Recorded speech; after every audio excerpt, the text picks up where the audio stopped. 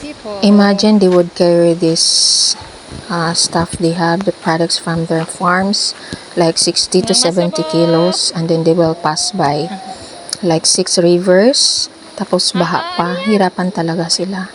Ang iba naanod, lalo na pagbaha.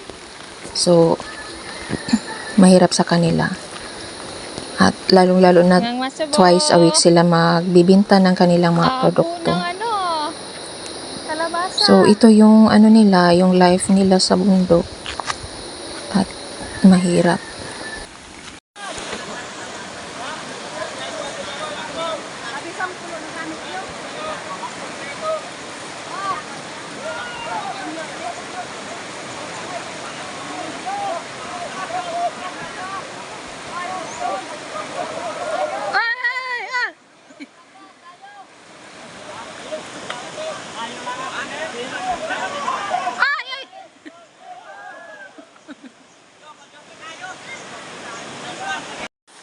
Grabe, makikita mo sila kahit hindi sila nakapag-aral, pero maparaan po sila. Tingnan mo, tie wire lang at saka bamboo ginamit nila.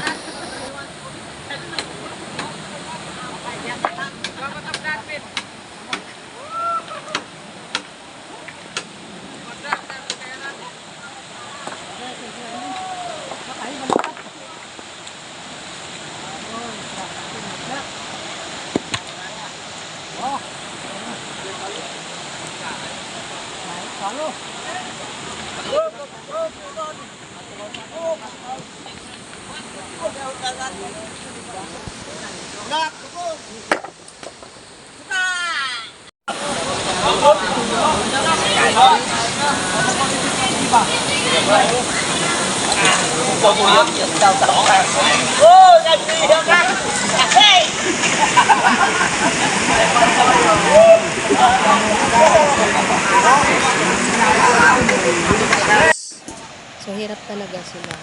So, I think 2 times a week sila magbaba ng produkto nila. Hirap pag naulan nila. Yung iba na nahirapan. Kasi ganun sila. Kami po mga teachers ng art. Kami po ay Sabawin yan. tulong sa kanila para sa pagkain at watcher at the same time commentators. Yan lang po yung aming ambag sa kanilang bayanin.